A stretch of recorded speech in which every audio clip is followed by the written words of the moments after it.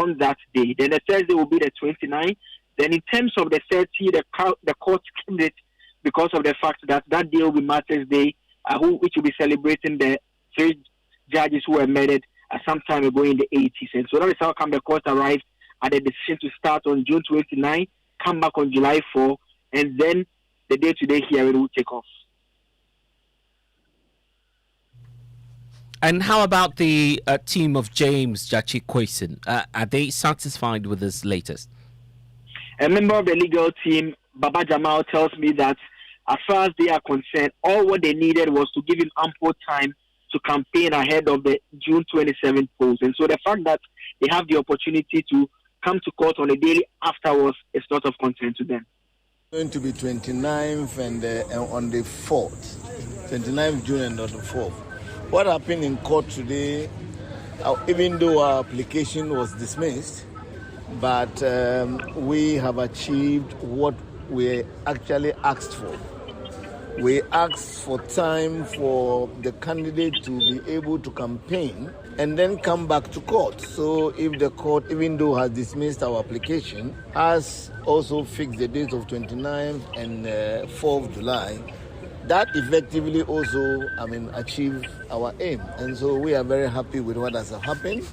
We are going to study her ruling, and then we will know the next step to take. But for now, we are happy our candidate has the space to a campaign without any inhibitions and any fear of being arrested at any point. For now, we are very happy with what has happened. Is that to say that the day-to-day one that will take place after the 4th of July, with that one you don't have any issues with? No, we don't. We have said that already, that we don't have any issues. We can't take ourselves from trial. We can't run away from trials.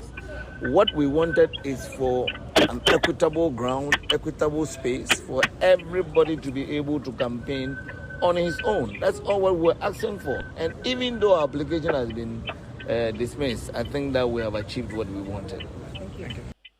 Okay, so that's it for the James Jachi Kwesen side. And we know that the Attorney General has been very much keen on this matter.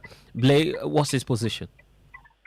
And so a Deputy Attorney General, Diana Sulaba Dapa, who represented the AG in court today, said they are happy that the court agreed with their view that fixing a day-to-day hearing is within the law. We are satisfied and not surprised because the court has only reinforced a time-honored principle of rule of law. Now, if you look at rule of law, one of the 4 principles is that access to justice must be timely by a competent authority. And it's right as legal practitioners, it is not unusual for a court to make an order for a day-to-day hearing of a matter. And so we were not surprised. We're also happy that the court has only reinforced what is known. And this principle of rule of law is also replicated in the case management and practice direction that we have as a court. And so we are happy that at least there's closure and there's reinforcement of these principles. Thank you. So I want us to round off by talking about what we witnessed last time when, of course, this case was heard in court. And you recall that we had big wigs of the National Democratic Congress show up in court as a form of solidarity for James Kwesen. Did that happen today? No, Blessed. It was very different this time around. In fact, we know that the other time, beyond the big wigs, there are a number of individual supporters who had come from Asin North to throw their weight behind Mr. Kweku's placards. They were absent in terms of the big wigs that made it this time around. There was former Attorney General Marietta Buapiopong, legal practitioner Tony Lita, then for the legal team, Chachuchi Kata and Baba Jamal and Terry Wajan. That's made up in terms of the appearances today. But we understand it's because the strength and the force of the party has been deployed to Asin North to do a last-minute campaign to ensure that the NDC retains that particular seat.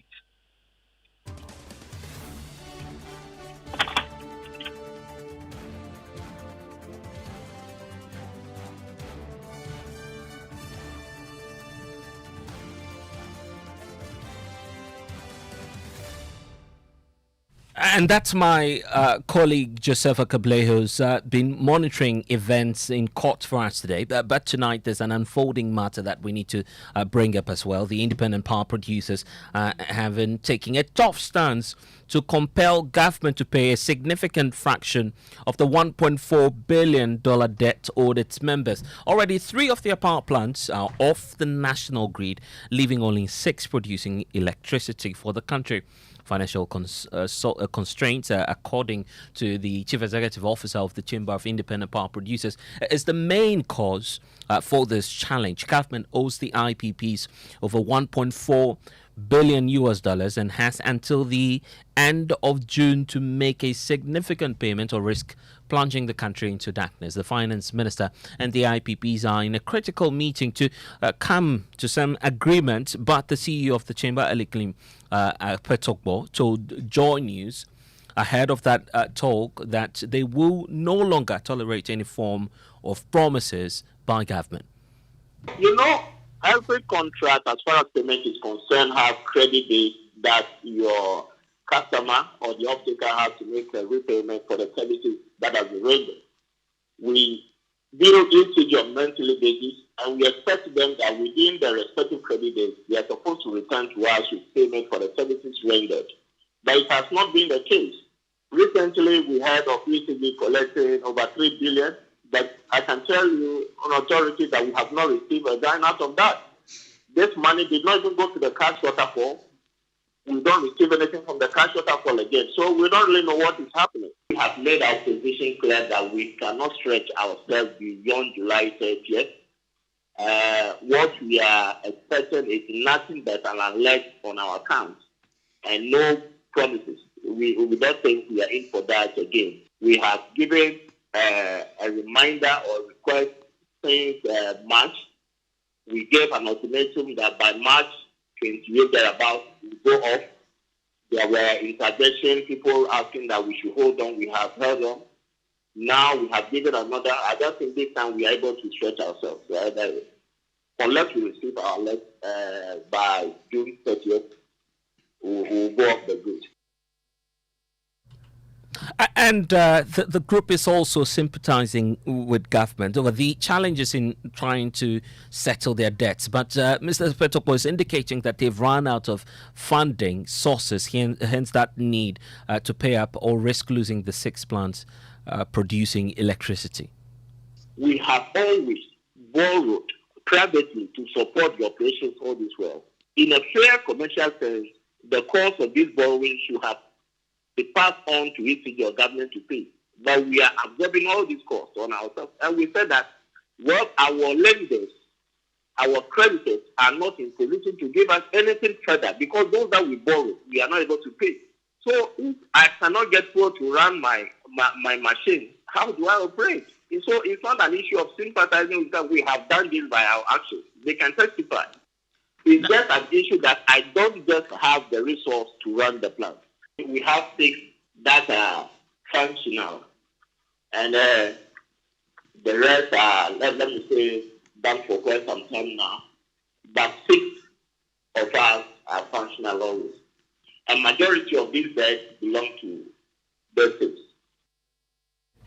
So that's the position of the independent power producers. I want to bring in now ranking member on the Mines and Energy Committee of Parliament, John Jinapo. And the last time we interacted on this matter, you of the view that there's an urgent need for government to release the funds, else we risk losing power supply to this country. Already 3 out of the 6 are down. The issue between the IPPs and government is taking pretty a serious twist, I guess. So what's your take on the way forward now? We are in very, very turbulent, difficult times.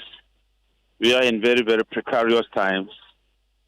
And if nothing is done urgently, this country would suffer some level of doomsday that has never been witnessed before. Here we are, ECG is collected $3 billion. The norm is that all revenues collected from power sales ought to go through the cash waterfall mechanism. This is something all of us have adopted. And yet that $3 billion cannot be accounted for. I just heard the Chamber of Independent Power Producers, their spokesperson, indicate that they have received no payment. What about the power that has been sold? What about the money that has been collected in lieu of the power sold? Why is government deviating from the cash water for mechanism and using the money for other non-power related expenditure? The level of transparency in this sector is so opaque that if nothing is done, I'm telling you, the whole power sector would collapse. And I'm very, very worried as a Ghanaian. This is not about politics. You've collected 3 billion, put that money in the cash water for mechanism so that at least everybody will be cushioned a little. That can help sustain the system. But if no payment, you can't account for the money, then there's a major problem. And I think that it is gone beyond the finance minister. But I guess the that president at himself this point, has to step in and ensure that the right thing is done. But I guess at this point there's hope, isn't it? When you have the finance minister reach out now officially to the independent power producers, should we not be hopeful that this engagement will yield some positive results? But where is the money? That's the first thing. ECG claims it's collected 3 billion, and yet that money cannot be accounted for. The IPPs are not getting even 1% of the 3 billion. Then what will the finance minister meeting them for? That's the first point of view. I'm also worried that with all the deputy ministers and ministers we have at the Ministry of Finance and the Ministry of Energy, they've gone mute, no level of assurance, no level of engagement. They are not speaking to the issue, and they've left everything in abeyance. That is not good governance. At least they should give some level of assurance to Ghanaians. They ought to explain and talk to Ghanaians on what they are doing in order to avert a possible load shedding of monumental proportions. I think that is a very, very serious matter, and it goes beyond the finance minister. I think that at your committee level in Parliament, I'm just wondering what you're considering now as the option. What I'm considering is that, first of all, ECG must put the money in the cash water for mechanism. As a matter of urgency, the IPP should at least receive something from these monies that have been collected. We are talking of power sold, monies collected. Where are those monies? The IPPs are not that unreasonable. Even if you can't pay everything and you meet them halfway by making some appreciable level of payment, at least their financiers will see that the cash flow is moving forward. But if there is virtually no payment, where are they going to get money to service their plants? Where are they going to get money to pay their staff in order to continue to supply power? This is unacceptable. I think that every well-meaning Ghanaian ought to speak to this issue. It shouldn't be left to the NDC and you, the media, alone. And I commend you for bringing this up. But if we don't take time, eventually, we'll be plunged into a massive, massive, massive blackout that we've never witnessed before. Because once the financiers end of the financial support for this IPP, we are going to have a major, major problem. And we're hearing reports, unconfirmed though, that your committee, the Mines and Energy Committee in Parliament, may be meeting over this matter this weekend. Are you in a position to confirm that? We are meeting tomorrow over so many issues, right from GMPC, TOR, and some other issues. I'm just on my way from Asin North because of this meeting. I'm leaving Asin North straight to Kuforidia for this meeting. I'm here to sit with the chairman, and so I'm sure when I meet the chairman, I would normally have a conclave before the general meeting. These issues will be brought up, and I believe that we'll take them on. Grateful for your company. That's the ranking member on the Mines and Energy Committee in Parliament, John Jinapor, spending some time with us. But what's the implication? And now that we have 3 off the national grid, the IPPs are mounting pressure for something to be done. Let's hear from Adam Yakubu, who's a programs officer at the Institute for Energy Security. Thank you for your time. How should the finance minister handle negotiations with these IPPs when they have already taken their stance on this matter? It's just 3 more to go. We've lost 3 already. Yeah. So, first of all, let me say good evening to you and good evening to your listeners, wherever they are listening to us from. The IPPs are so, as of now, the current energy generation mix are so crucial that the finance minister, it didn't even have to take the finance minister this long to intervene, because ideally the ECG is the one that is supposed to lead the negotiation, because they are those who are supposed to provide the money to pay these IPPs. ECG has not been able to do that proactively, and so it takes the finance minister who has to step in to see if he can get cool heads to lie. But what does it mean for us as a country? We have come a long way with this.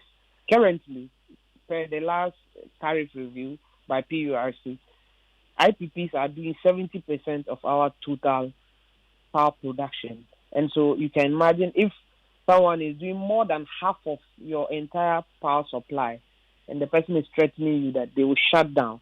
Even if they decide to ration, they take out 50% of the entire supply they give us, that would mean that we'll have a big shortfall. And so this is not something we are willing to gamble. We have seen the repercussions of energy crisis in Ghana, and so I'm not sure as a nation we are prepared, given the economic turmoil the country is going through. If we should add power crisis to it, I'm sure the economy could collapse. Aside the IPPs, any way out for government? Currently, the ball is in the court of government, because the IPPs have made their proposition. How much is government willing to give them? Then the conversation, because that was part of a discussion the other time, and they are saying even if government should show some commitment, at least half of what they are asking for. So if they are asking for 30, if government even comes to the table with 15% and says, this is what we have at the moment, this is the situation we find ourselves in as a country. And these IPPs are equally Ghanaians, and I'm not sure they are so heartless to take an entrenched position, not to listen to the government. They just need some commitment, because like the Honorable former Deputy Energy Minister had stated, the IPPs are asking for money for power that has already been generated and sold. So ideally, the monies have been collected. So the money should be given to them to pay off their operations costs and to give some assurances to their creditors and to their financiers that, look, we are in viable business, and so you have to continue supporting us. Okay, briefly before we go, the elephant in the room, the take-or-pay agreements, it must be subject to some sort of an audit now, given the International Monetary Fund requirements. Yes, so the International Monetary Fund requirement is not about the take-or-pay agreement. Let me state that the take-or-pay agreements are insurance clauses that these power companies put into the agreement, such that there's some guarantee that when the power is produced, at least some quantity of it will be paid for, whether you are taking it or not, just to give them that assurance. And as a country, we are not in a position to negotiate a take and a pay because of our economic situation. So it will be very, very difficult to get us take out that particular clause. So even if you look at the recent agreements that have been signed with AXA and all, you would see that clause repeated in those agreements, and those are even for a longer period. And so what we can do at the moment is let us get what is important now is let's get something for the IPPs, and let's find a way of amortizing their debt over a period of time to clear it off. Then whilst we are working at it, then we can strategically reposition the Electricity Company of Ghana to be more proactive in their revenue mobilization, because the whole conversation starts from we are not able to collect enough, because when we collect enough, we'll be able to pay, and if we are able to pay, the IPPs will be able to supply.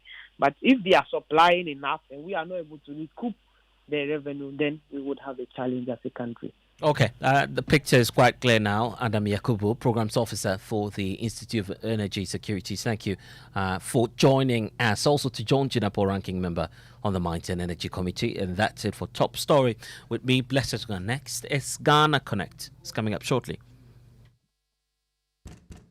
Brother Bernard. Brother Bernard. Yes? Onia, this morning I'm very hungry. Please, let's go and buy gobe. This time, I want her to add small salad, really, small talia, and soft cocoa. Specially made for me. Pay, you know how I like to customize my food. Hey, because of what? You think say you dey buy Vodafone made for me bundle offers? Star 530 hash is the code to get the best value offers made just for you for as low as 1 Ghana cedi. Hey, Brother Bernard, so you've been hiding Vodafone made for me bundles from me? Oh, just dial star 530 hash. Feel special with the Vodafone made for me bundle offers. Get unbeatable best value offers from voice, data, or voice plus data bundles made just for you. Dial star 530 hash to subscribe to Vodafone made for me bundle offers or download my Vodafone app today. Vodafone, further together. I've got Bell Pack and I won't let go. My name is Nanama McBrown. Many people think I get what I want anytime because I am popular. No, that is not true. It is because me and Kasano, I like the best, and when I find it, I stick to it. I have found Bell Pack Tea Roll, and I'm stuck with it. It is soft but not weak, strong but not hard. It is just perfect. Bell Pack Tea Roll is smooth and gentle on the skin. Same as Bell Pack Kitchen Towel. It cleans in one wipe. You can soak, squeeze, and clean again. One Bell Pack Kitchen Towel lasts longer and saves you money. It's time you switch to Bell Pack today and experience the perfect paper tissue. Say pocket tissue, table napkins, tea roll, and a kitchen towel. Paper chow. Bell Pack is simply the best. Bell Pack, just perfect. To be a Bell Pack distributor, call 055-11-44400. Another quality product from Bell Aqua. Nothing feels so good like Bell Pack. Wouldn't you prefer an apartment hotel? One that offers the utmost convenience of a boutique hotel while offering the idyllic comfort of your own private home. Oasis Park Residences offers luxury studios, 1, 2, and 3 bedrooms both for short and long-term rental at competitive rates. Our sky swimming pool, gourmet outdoor restaurant, and a fully equipped gym rest on a breathtaking rooftop with panoramic views of the city. Oasis Park Residences, located at Shiashi Tetekwashi, 10 minutes from the international airport, is the ideal place for all your accommodation needs. Why don't you give us a call on 020-4343-009 or visit our website at oasisparkresidences.com to make your reservations. Oasis Park Residences, more than a home.